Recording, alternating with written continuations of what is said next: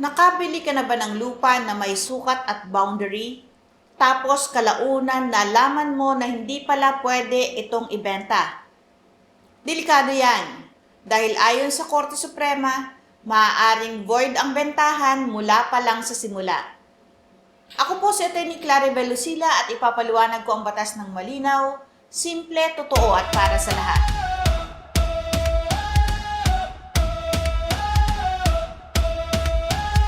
Taong 2021, binago ng Korte Suprema. Sa video natin today, tatalakayin natin ang kaso ng Cabrera versus Isaac at kung bakit hindi pwedeng ibenta ang specific portion ng lupa kung ito ay co-owned pa o dalawa o higit pa ang may-ari ng lupa. May isang lupa na pagmamay-ari ng maraming magkakapatid. Ibig sabihin ito ay co-owned property. Si Cabrera ay umuupa ng bahagi ng lupa at noong 1990, inalok siya ni Henry Isaac, isa sa mga co-owners na bilhin ng isang specific na parte ng lupa.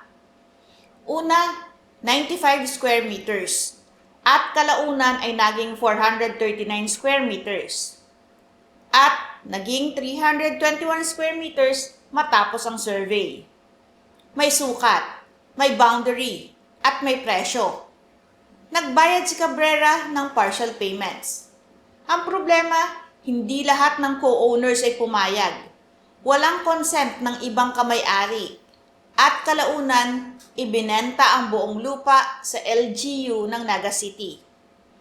Kaya nag-file si Cabrera ng kaso ng specific performance para pilitin ang pagbebenta ng lupa sa kanya. Ang issue natin sa kasong ito, pwede bang ipilit ang bentahan ng isang specific na parte ng lupa kung ito ay co-owned pa at wala pang partition? Ang sagot ng Supreme Court, hindi po. At ayon sa Supreme Court, walang valid contract of sale at void ab initio ang bentahan. Bakit nga ba? Dahil ang isang co-owner ay maaari lamang magbenta ng kanyang undivided share at hindi ng specific o konkretong bahagi ng lupa.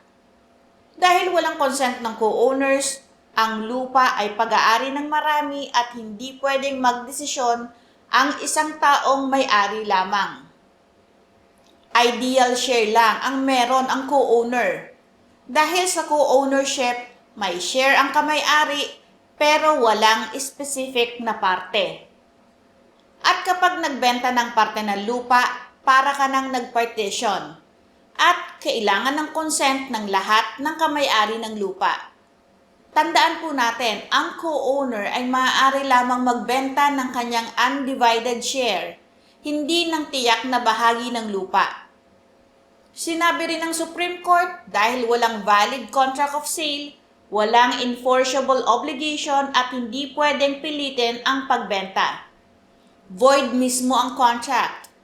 Walang obligasyon ang parties, kaya wala ring specific performance.